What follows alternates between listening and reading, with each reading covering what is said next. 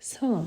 Bugün sizinlə 8-ci sinif yeni dərslik əsasında hazırlanmış biologiya qiymətləndirmə vasitəsinin bitki orqanizmi bölməsindən ilk 38 test tapşırığına baxacağıq.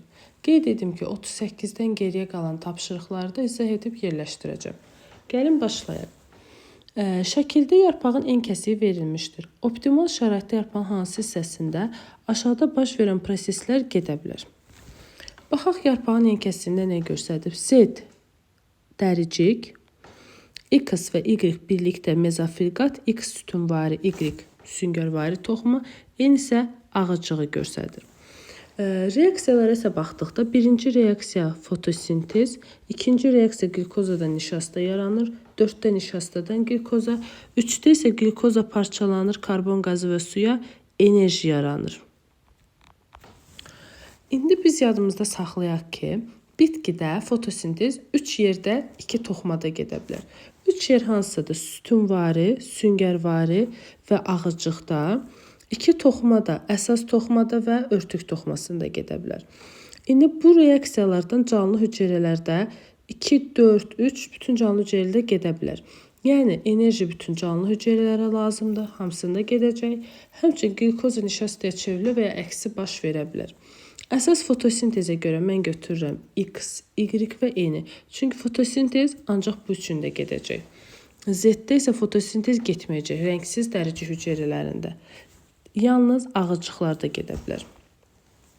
İkinci sual. Aşağıdakı hansı bitki qrupunda suyun yarpaqlara daşınması əsasən diffuziya yolu ilə baş verir? Yadımızda saxlayırıq. Yosunlarda və mamırlarda kök olmadığı və ötürücü toxumalar olmadığı üçün bunlarda diffuziya yolu ilə gedir suyun daşınması. Bunlardan sonra olan bitki qruplarında isə ötürücü toxumalar var. Su onlar hesabına daşınır. Diffuziya yolla baş verir deyə mamırı götürürəm. Yosun olsa onu da götürə bilərsiniz. Üçüncü sual. Kök tükçüyü nədir? Kök tükçüyü epidermis hüceyrələrin çıxıntılarıdır. Yəni B variantı. Dördüncü. Peyk hüceyrələr yoldaşlıq edir. Peyk hüceyrələr özü əsas toxumadır. Yoldaşlıq edir ötürücü toxumadan olan floemalara. Yəni floema borularına B variantı. Beşinci sual. Temperaturun fotosintez sürətinə təsirini araşdırmaq üçün aparılan hansı təcrübələr daha uyğun hesab edilir? Yadımızda saxlayırıq biz. Hansı amilin təsirini yoxlayırıqsa, biz onu dəyişirik, digərlərini isə sabit saxlamalıyıq. Burada ümumiyyətlə X-də və N-də quru torpaq olduğu üçün burada fotosintez getməyəcək. Fotosintez üçün əsas amil, məhdudlaşdırıcı amillərimiz xarici amillərdir. Suyun olmasıydı, işığın olmasıydı, karbon qazının olmasıydı. Burada da quru torpaqdır. Onun üçün X və N-lə mən yoxlaya bilmərəm. Çünki burada fotosintez getməyəcək. Quru torpaqdır, su yoxdur. Amma Y və Z-lə araşdıra bilərəm. Nəm torpaqda temperaturu dəyişərək fotosintezin dəyişməsini yoxlaya bilərəm. İndi baxırıq. X və N-də olmayacaq, Y və Z-də olacaq D variantı. 5-ci sualda düzgün cavab variantı D variantı. 6. Qrafik əsasən X və Y görünən işığın hansı spektri olacaq? Yadımızda saxlayaq. Görünən işığın ən yaxşı fotosintez gedən spektri qırmızı və bənövşəyidir. Yəni, burada da görürsünüz, fotosintez sürəti yuxarılardadır X və Y-də. Deməli, onlar biri bənövşəyi, biri qırmızıdır. Ən zəifsə yaşlı olacaq. Baxın, burada yaşlı göstərir. Düzgün cavab variantı C variantı. Ksilema borulucuqlarının diametrinin çox kiçik olması, onlarda suyun yarpaqlara daşınmasına müsbət təsir edən hansı amilin qüvvətləndirməsinə daha çox təsir göstərir? Ümumiyyətlə, ksilema borularının divarının nazik olması kapilyarlıq hadisəsidir ki, divar nazik olacaq, baxın, kitabımızda da şəkil var idi. Borunun diametri azaldıqca suyun yuxarıda durma səviyyəsi artırdı. Bu da kapilyarlıq hadisəsinin izahıdır. Düzgün cavab variantı B variantı. 8-ci sual. Qabığı halqa şəklində çıxarılmış ikiləpəli ağac bitkisinin gövdəsinin bir hissəsi göstərilmişdir. Bu zaman ötürücü toxumaların bir qrupu zərər görsə də, digərlərinə heç bir zərəri yoxdur. Verilənlərə əsasən doğru fikir müəyyən edin. Baxın, qabıq çıxarılıbsa, qabıq floemaların zədələnməsi deməkdir. Qabığın çünki alt hissəsi, üst hissəsi mantar, alt hissəsi isə floemalardır. Demək ki, burada fleymalar zərər görür, amma oduncağa zərər vermədikləri üçün burada ksemalar zərər görməmişdir. İndi gəlin baxaq. Üzvü maddələrin iki istiqamətli hərəkətini təmin edən strukturun işi pozulacaqdır. Bəli, üzvü maddələr iki istiqamətdə daşıyanlar fleymalardır. Burada da dedik ki, qabıq çıxarılıbsa, fleymalar da çıxarılıb həmin hissədə. 1. Doğrudur. 2. Üst budaq və yarpaqların mineral maddələrlə təmin davam edəcək. Bəli, üst budağa yuxarıya doğru, yəni ksemalar heç bir zərər görməmişdir. Ksemalar oduncaqda yerləşir. Ona görə normal şəkildə qeyri-üzv maddələr, su və minerallarla təmini davam edəcək.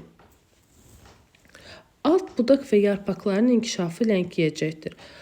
Aşağı budaqda gələn həmin ksemalar zərər görmüşdür, su və mineralları gələcək. Həmçinin bunlar fotosintez edərək özlərini təmin edə bilərlər. Onun üçün bu tam doğru deyil. Yuxarı budaqların su və mineral maddələrlə təmini pozulacaqdır. Xeyr, dedik ksemalar zərər görmür, çünki ksemalar oduncaqdadır. Yuxarı budaq üzərində olan yarpaqlarda yaranan üzvü maddələr köklərin qidalanmasını təmin edəcəkdir. Xeyr, yuxarıda yaranan maddələr baxın bu hissədə toplanır, qalır. Çünki aşağı keçmək üçün fleyma boruları yoxdur. Fleymalar çıxarılıbdır. Ona görə onlar kökə kimi gəlib çata bilməyəcək. 8-də düzgün cavab variantı 1 və 2. C variantı. 9. Verilmiş diaqramda X-in yerinə nə yazılmalıdır? Artıq su itkisinin qarşısını alır. Ətraf mühitlə əlaqəni təmin edir. Mexaniki və kimyəvi təsirlərdən qoruyur. Nə? Örtük toxuması. Xaricdən gələn hər hansı bir təsirdən qoruyan, onu örtən örtük toxumasıdır. Düzgün cavab variantı B variantı. 10-cu sual. Aşağıdakı təcrübədə sap şəkilli yaşıl yosun olan spirogira yosununun tallomu bərabər hissələrə ayrılaraq görünən işıq müxtəlif rəngli şüalarla eyni intensivlikdə və eyni müddət ərzində işıqlandırılmışdır. Mühitdə olan aerab bakteriyalar şəklin hansı bölgəsinə və hissəsinə daha çox toplanma ehtimalı vardır. Bayaq da dedik, fotosintez ən yaxşı gedir bənövşəyi və qırmızı işıqda. Həmin görünən işığın bu spektrlərində yaxşı gedir. Və aerob bakteriyalar oksigenlə tənəffüs edən bakteriyalar deməkdir. Fotosintez yaxşı gedən hissədə çoxlu oksigen yaranacaq. Harada da çox oksigen yaranacaq, bu aerob bakteriyalar ora toplaşacaq. Deməli, aerob bakteriyalar bir A hissəsinə toplanacaq, bir F hissəsinə toplanacaq.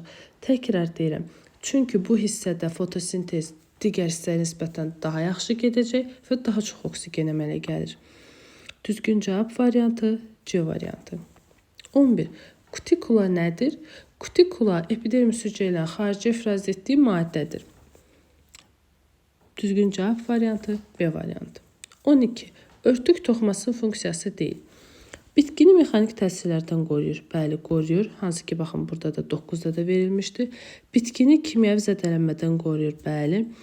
Bitkidə artıq su itkisinin qarşısını ala bilər. Bitkinin ətraf mühit əlaqəsini təmin edir. Bitkinin böyüməsini təmin edir. Xeyr.